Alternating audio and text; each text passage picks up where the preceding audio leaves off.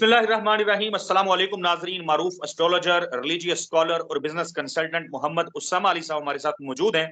उस्सामा साहब ने नाजरीन जहां पाक भारत जंग की पेशगोई की थी, वहीं पिछली वीडियो के अंदर यह कहा था कि अब अपोजिशन खा पाकिस्तान में हो या भारत में हो, उसको जमीन से लगाया जाएगा। अपोजिशन को तोड़ने की, महदूद करने की कोशिशें की जाएंगी।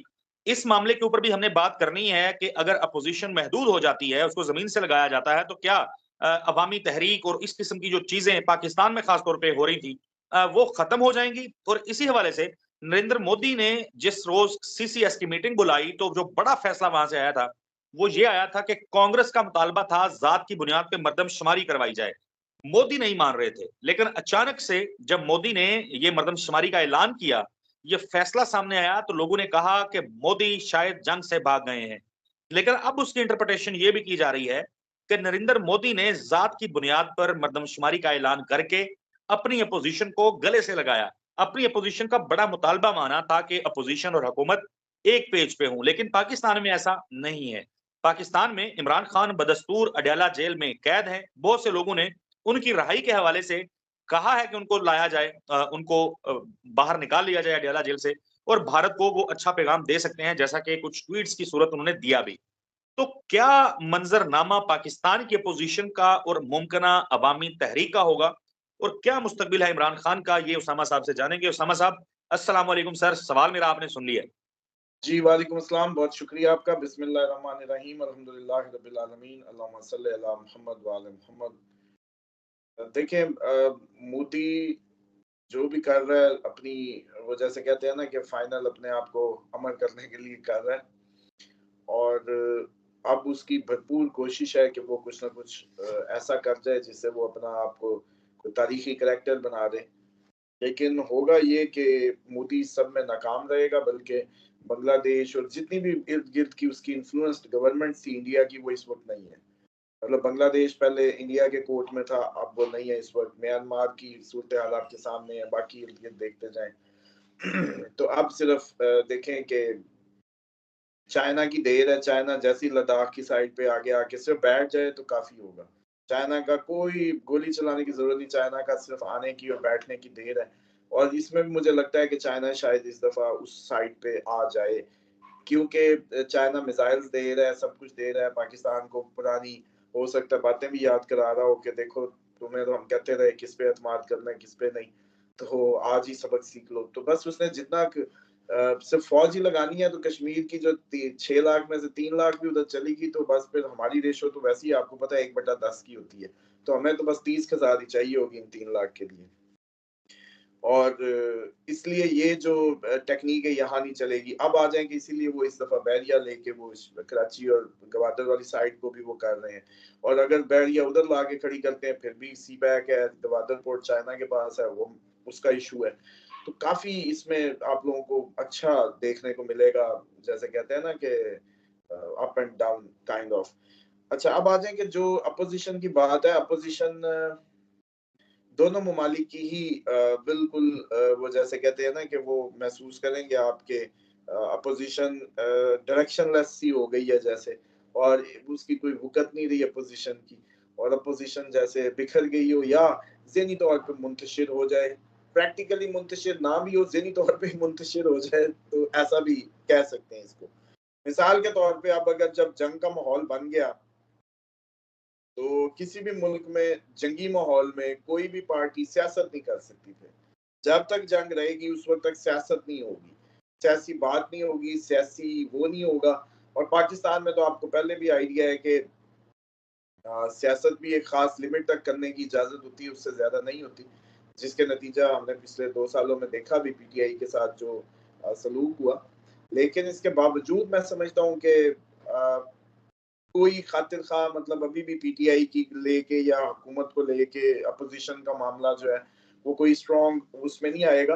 हाँ, जो पाकिस्तान की सड़कों पे मैं अनरेस्ट या प्रोटेस्ट देख रहा हूँ, वो भी बेहंगम से है। मतलब किसान खुद निकला फिर रहा हो, कोई पार्टी खुद निकली फिर रही हो, हर कोई खुद निकला फिर रहा हो, ऐसे बिखरे हुए से हालत में अनरेस्ट है। बिखरे से अवाम बस अपनी गुस्सा और जज़्बात निकालती फिर रही है। और उसमें ये है कि पब्लिक में एक बड़ी बेचैनी और बड़ा एग्रेशन इसका समझ लें कि नज़र आएगा इस टाइम पे। और हो सकता है कि ये अभी दोनों साइड पे मजीद भी आपको जो लीक्स हैं वो भी मिले, इवन के लीक्स आपकी जो ये अपोजिशन की लीक्स भी हो सकती हैं वो, और वो ये भी पॉसिबल है कि आपके जो टॉप ये लोग हैं इनकी लीक्स हों, और इसी तरीके से साइबर अटैक भी मतवक्के हैं मजीद अभी, उसके भी चांसेस होंगे इस टाइम पे। और इसी के साथ साथ समझ लें कि एक थ्रेशोल्ड अथॉरिटेरियन स्टाइल ऑफ जैसे कहते हैं कि पावर या ऑटोक्रेटिक जो लीडरशिप स्टाइल है दोनों ममालिक में नजर आए, और अपनी पॉलिसियां डंडे के जोर पे जैसे कहते हैं कि अप्लाई की जाए, और उसमें भी कन्फ्रंट्रेशन का सामना हो। तो इसलिए मैं समझता हूँ कि बड़ी अजीबोगरीब सूरत हाल है कि अगर जंग अगर मान लो कि जंग नहीं होती एक लम्हे के लिए, मुल्क के अंदरूनी जो इंतशार या खलफशार है सड़कों के, वो बहुत वाजे है, मतलब उसमें कोई कसर ही नहीं है, एहतजाज ही एहतजाज है, मतलब एक अजीब सी सूरत हाल नजर आती है। तो मुझे ये लगता है कि पाकिस्तान इंडिया इत्मीनान से दोनों आपस में जंग भी शायद प्रॉपरली नहीं कर पाएंगे, क्योंकि ये होगा ये कि with in the country unrest और चीजें इस तरीके से ट्रिगर हो जाएंगी कि ये लोग इत्मीनान से जंग भी नहीं कर पाएंगे दोनों, जो मुझे लग रहा है इसमें सूरत हाल बनती। लेकिन अब इसी के तनाजुर में अगर देखा जाए, अगर सेम ये सूरत हाल है, तो ऐसा लगता है कि ये चीजें बहुत जैसे कहते हैं आप लंबी चलने वाली हैं, ये बहुत जल्दी सिमटने वाली नहीं है। ना स्टेबिलिटी और ना ही किसी किस्म की जो आपकी ये है कि बॉर्डर पे फौजें लगी रहें, बिल्कुल अवाम सड़कों बिल्कुल पे समझ हो साहब, ये जो दोनों आपने कहा। ममालिक के अंदर। तो अब आप खुद सोचें कि हल क्या करना है, मतलब जंग तो किसी डायलॉग के नतीजे में चलो जी टाली जा सकती है, जी टाल लिया आपने।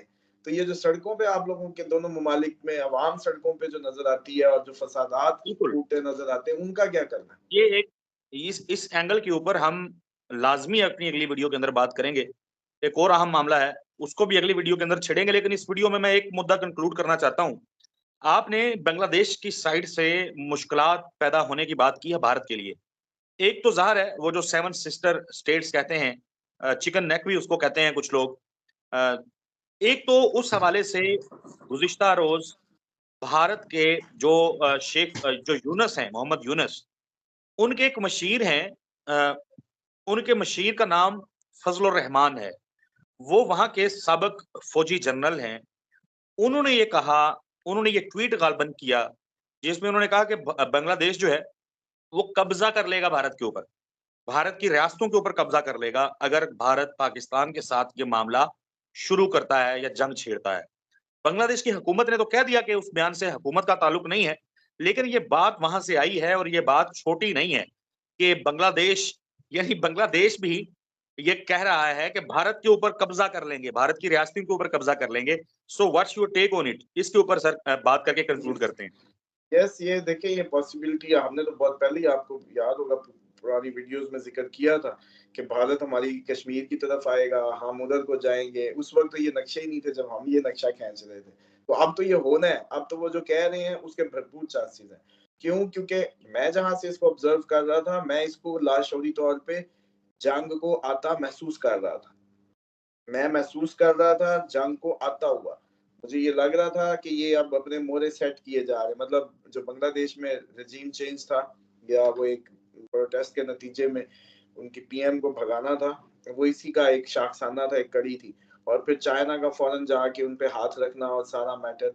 तो अब आप खुद सोचें कि जैसे इंडिया हमें सैंडविच बनाने के चक्कर में था अफगान तालिबान के साथ जी हजूरियां और मोहब्बत की पींगे बढ़ाते हुए, सेम टाइम पे हम भी उसको सैंडविच बनाने के लिए जा रहे थे। वो तालिबान को बड़ी इनायत वो कर रहा था, हम बांग्लादेश वापस अपने ताल्लुकात बहाल कर रहे थे, और उनके फौजी इधर बैठ रहे थे। और सेम टाइम पे चाइना भी सेम स्ट्रेटजी खुद लद्दाख की साइड पे बांग्लादेश में भी अड्डे ले रहा है, और जो नेवी की अपनी वो देगा उधर, जिस बेस पे ये सारे डायलॉग मार रहे हैं कि हम इंडिया पे कब्जा करेंगे, वो उसके पीछे चाइना ही खड़ा है। तो ये बड़ा ही स्ट्रेटेजिक लॉकडाउन है जैसे सारों का एक दूसरे के खिलाफ। तो अब ये ऐसे तो नहीं खत्म होना, ये किसी न किसी जैसे कहते हैं ना कुछ नक्शे पे तब्दीलियां वाकई करके ये डेडलॉक खत्म होना है। और वो नक्शे पे तब्दीलियां देखें, काफी स्वेर किस्म की और अजीबो गरीब और नई हो सकती हैं, और इसमें इतनी ज्यादा कोई परेशानी या हैरानगी नहीं होनी चाहिए। 100 साल की एक्सपायरी हमेशा होती है। 1924 में ये पूरा खिता अनरेस्ट में था, जंग अजीम दोम के नतीजे में। और याद करें कि तुर्की उस वक्त खिलाफत टूट रही थी, स्टेट्स खत्म हो रही थी। आज भी उधर वही ऊधम मचा हुआ है और तुर्की में भी वही एहतजाज है। और आप लोगों के भी ये इस खिते में यही मूवमेंट्स चल रही थी उस वक्त भी। और ये सारी स्टेट्स, रियासतें, शहजादे, ये सब भी सारा मतलब खलफशार के पूरा एरिया था। और एग्जैक्टली राइट आफ्टर 100 years आप सेम फेस कर रहे हैं। तो अब इसमें मेरा ख्याल है कोई ज्यादा जैसे कहते हैं ना कि हैरत नहीं होनी चाहिए, बस इतना ही टाइम मिलता है हिस्ट्री को अगर ऐसे ही देखते हैं तो बस इतना ही टाइम था।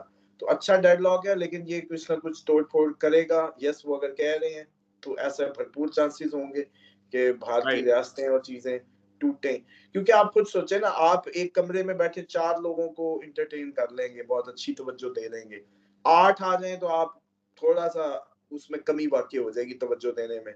और अगर 12 हो, 14 हो, बढ़ते चले जाएं और एक जुम्मे गफीर हो, फिर वो जो सेटिस्फेक्शन होती है ना फेडरेशन से, सूबों की या सूबाई जो आपकी स्टेट्स की, वो बजाते खुद बड़ी वो हो जाती हैं, जैसे कहते हैं ना कंप्रोमाइज हो जाती हैं, वो फुलफिल नहीं हो पाती जो बिल्कुल ऐसे इमोशनल ही। नीड्स होती हैं। मतलब अब एक मोदी भारत की इतनी वर्सटाइल कल्चरल जो स्टेट्स हैं उनका लीडर है, मतलब कम ऑन।